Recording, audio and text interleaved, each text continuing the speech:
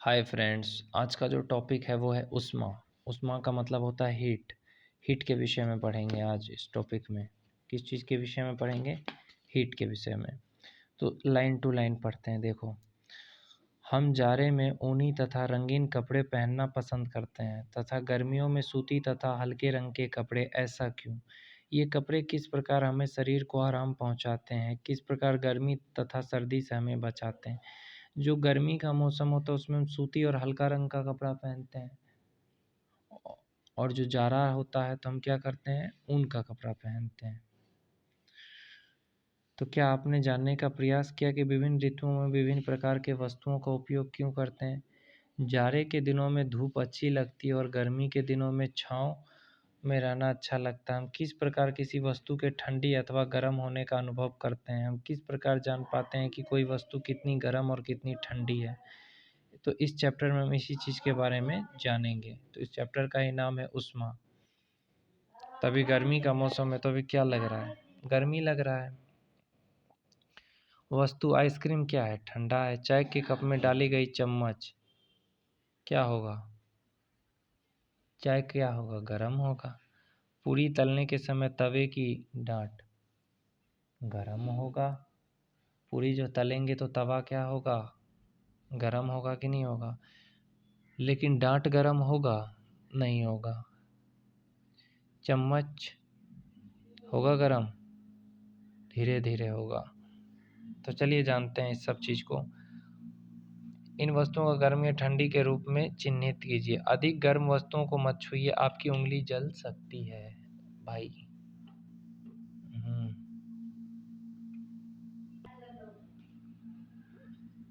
अच्छा ठीक है, अब यहाँ से पढ़ो। आप यह भी जानते हैं कि कुछ वस्तुएं दूसरी वस्तुओं की अपेक्षा अधिक गर्म होती है, जबकि कुछ कुछ वस्तुएं दूसरों की अपेक्षा अधिक ठंडी होती है। प्रायः हम छूकर पता लगाते हैं कि एक वस्तु दूसरी की अपेक्षा अधिक गर्म है जबकि दूसरे से अधिक ठंडी। परंतु क्या हमारे स्पर्श इंद्रियां विश्वसनीय है ये पता लगाएं? तो हम छू कर ही पता लगा सकते हैं भाई, जो भी चीज़ है वो गर्म है कि ठंडा है, उसको हम छू करके ही पता कर सकते हैं। ओके। तो अब देखो दूसरा टॉपिक क्या है, ताप मापना। किस प्रकार पता करें कोई वस्तु कितनी गर्म है? उसको नापते हैं। तो किसी वस्तु की गर्मी की विश्वसनीय माप उसके ताप से की जाती है। ताप मापने के लिए उपयोग की जाने वाली यंत्र को थर्मामीटर कहते हैं, जिससे हमको पता चलता है कि कितना ज़्यादा टेम्परेचर है, कितना ज़्यादा ताप है। उसको पता करने के लिए हम जो यंत्र का उपयोग करते हैं उसको थर्मामीटर कहते हैं। पता करते हैं ना थर्मामीटर से कि बुखार कितना है। जब घर में किसी को बुखार आता है तब आपने बुखार मापते देखा होगा। बुखार किस चीज़ से मापते हैं, किस प्रकार मापते हैं? हमारे शरीर का तापमान डॉक्टर थर्मामीटर से मापा जाता है। घरों में भी बुखार मापने के लिए थर्मामीटर रखे जाते हैं, ये डॉक्टरी थर्मामीटर है। तो ये रहा थर्मामीटर, ऐसा ही होता है ना। डॉक्टरी थर्मामीटर में एक लंबी बारीक तथा समान व्यास की कांच की नली होती है। देखो ऐसे ही होता है थर्मामीटर। और इसके सिरे पे एक बल्ब होता है, बल्ब में पारा भरा हुआ होता है। गर्म होने पे बल्ब का पारा बारीक नली की ओर फैल जाता है। देखो क्या होता है, यहाँ पे पारा भरा हुआ होता है, ठीक है। जब होता है तो बल्ब का पारा बारीक नली की ओर फैल जाता है। ये एक पतली चमकीली धारी के रूप में दिखाई देता है, और यदि धारी ठीक से दिखाई ना देती हो तो थोड़ा घुमाने से दिखने लगेगी। थर्मामीटर पर आपको ताप मापने का एक दो मापक्रम भी दिखाई देगा। उपयोग किए जाने वाला यह स्केल क्या है, सेल्सियस और फ़ारेनहाइट में होता है। डॉक्टरी थर्मामीटर में हम 35 डिग्री सेल्सियस से 42 डिग्री सेल्सियस तक, यानी 94 डिग्री फ़ारेनहाइट से 108 डिग्री फ़ारेनहाइट तक ही माप सकते हैं। थर्मामीटर में क्या है, 35 डिग्री सेल्सियस से लेकर के 42 पर और 108 डिग्री फ़ारेनहाइट तक माप सकते हैं, 94 से। देखिए थर्मामीटर उपयोग करने से पहले अच्छी तरीके से धो लेना चाहिए। पारा 37 डिग्री सेल्सियस या 94 डिग्री से नीचे है। 37 डिग्री या 94 डिग्री से नीचे है। थर्मामीटर पढ़ते समय केसनली आँखों के सामने हो। देखो कैसे पढ़ रही है थर्मामीटर से। उपयोग करने के क्रम में कठोर वस्तु से टकराने पर टूट सकती है। उपयोग करते समय बल्ब को मत पकड़िए। यहाँ पे एक बेसिक क्वेश्चन बन रहा है, जैसे मानव शरीर का सामान्य तापमान कितना होता है, तो यहाँ पे क्वेश्चन मैं बना देता हूँ। यहाँ पे क्या क्वेश्चन बनेगा, मानव शरीर का सामान्य तापमान कितना होता है, ये क्वेश्चन हो सकता है। तो इस क्वेश्चन का आंसर होगा मनुष्य शरीर का सामान्य तापमान जो है 37 डिग्री सेल्सियस और 98.6 degree Fahrenheit. 37 degree Celsius 98.6 degree Fahrenheit, ये आपको याद रखना है। आजकल जो है ना ये थर्मामीटर का यूज़ होता है, डिजिटल थर्मामीटर का, आप देख सकते हो ये डिजिटल थर्मामीटर है। इस तरह का डिजाइन का थर्मामीटर आप देखते होंगे, आजकल ये यूज़ होता है ज़्यादा। डॉक्टरी थर्मामीटर का पठन मुंह से बाहर निकाल कर देखते हैं, क्या तब आप प्रयोगशाला तापमापी का प्रयोग शरीर का ताप मापने के लिए कर सकते हैं। स्पष्ट है कि प्रयोगशाला तापमापी का प्रयोग इस प्रयोजन के लिए उचित नहीं है। डॉक्टरी थर्मामीटर को मुंह से बाहर निकालने पर पारे का तल तुरंत नीचे क्यों नहीं चला जाता। डॉक्टरी थर्मामीटर में बल्ब के आगे ऊपर किंग को देखिए, पारे को अपने आप नीचे गिरने से रोकता है। चिकित्सा द्वारा आजकल डिजिटल थर्मामीटर का प्रयोग किया जाता है, जिसमें पठन अंकों में दिखाई देता है। तो ये डिजिटल थर्मामीटर है, जिससे यहाँ पे आपको पता चल जाता है कि कितना तापमान है। अब देखते हैं ऊष्मा का स्थानांतरण। हमने अभी तक देखा कि कोई भी चीज़ जितनी गर्म होगी उसका तापमान उतना ही अधिक होगा। अगर किसी गर्म चीज़ को किसी ठंडे चीज़ के पास सटा कर रखा जाए, जैसे गर्म दूध से भरे गिलास को ठंडे पानी से भरे कटोरे में रखा जाए, तब क्या होगा। मतलब गर्म दूध से भरा एक गिलास है, उसको क्या करेंगे, ठंडे पानी के कटोरे में रख देंगे, क्या होगा।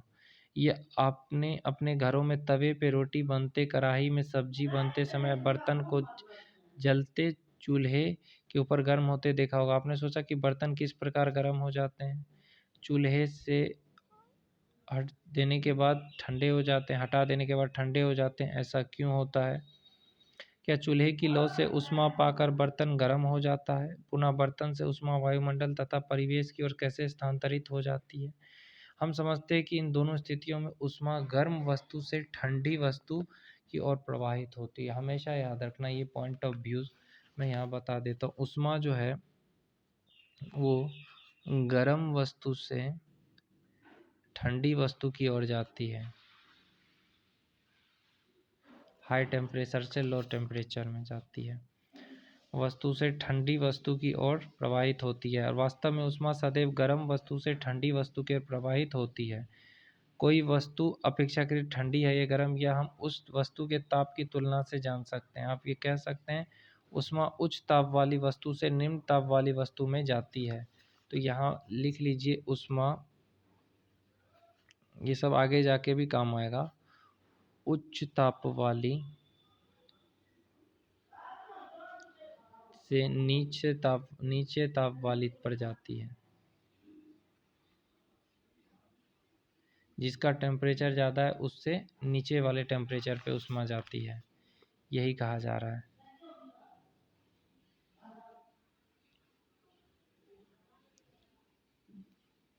तो क्या समान ताप वाली दो वस्तुओं में ऊष्मा स्थानांतरित नहीं होगी। ऊष्मा का स्थानांतरण किस प्रकार होता है, इसका खोज करें।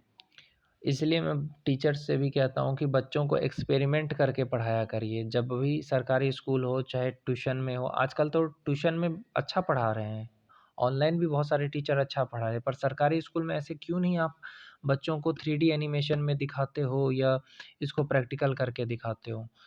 देखो ये देखो, इस प्रैक्टिकल से आप समझ जाएंगे कि एल्युमिनियम और लोहे जैसे किसी धातु की छड़ चपटी पट्टी लीजिए। जैसे यहाँ पे एक एल्युमिनियम की पट्टी ले लिया, इसके छड़ पे मोम का टुकड़ा रख दिया।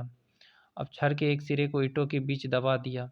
अब दूसरे सिरे को गर्म कीजिए। यहाँ पे एक मोमबत्ती रखा और इस छड़ को मैं गर्म कर रहा हूँ, और ये एल्युमिनियम का छड़ है, इसके यहाँ मैंने मोम रख दिया। तब क्या होगा, मोम के टुकड़ों का क्या होता है, ये टुकड़े गिरना आरंभ कर देते हैं। मतलब ये सारे टुकड़े गिरना आरंभ कर देते हैं। सबसे पहले कौन सा टुकड़ा गिरता है, तो धातु की छड़ में ऊष्मा का क्या हो रहा है, ट्रांसफ़र हो रहा है, स्थानांतरण हो रहा है। ऊष्मा लौ के निकट के सिरे से दूसरे की ओर स्थानांतरित होती है। वह प्रक्रम जिसमें ऊष्मा किसी वस्तु के गर्म सिरे से ठंडे सिरे की ओर स्थानांतरित होती है, उसे चालन कहते हैं। लिखिए, तो टॉपिक डालिए कंडक्शन और लिखिए कि वह प्रक्रम जिसमें ऊष्मा किसी वस्तु के गर्म सिरे से ठंडे सिरे की ओर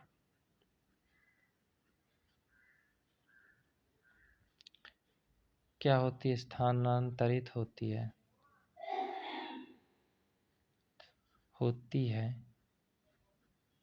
क्या कहते हैं उसको?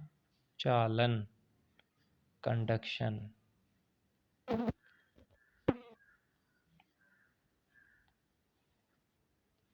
वह प्रक्रम जिसमें ऊष्मा किसी वस्तु के गर्म सिरे से ठंडे सिरे की ओर स्थानांतरित होता है उसी को हम कंडक्शन कहते हैं।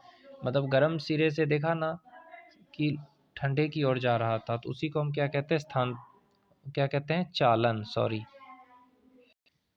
तो यहाँ पे जो प्रक्रिया हो रही है, मोमबत्ती वाला जो बोला, वो क्या हो रहा है? चालन हो रहा है, कंडक्शन हो रहा है। यहाँ से गर्म सिरे से ठंडे सिरे की ओर स्थानांतरित हो रही है, तो इसी को हम क्या कहेंगे? चालन कहेंगे, कंडक्शन कहेंगे अंग्रेजी में। आई होप आपको इतना समझ में आ गया होगा। तो अगर समझ में आ गया तो क्या करना है? लाइक करना है, शेयर करना है, चैनल को सब्सक्राइब करना है। Thanks for watching.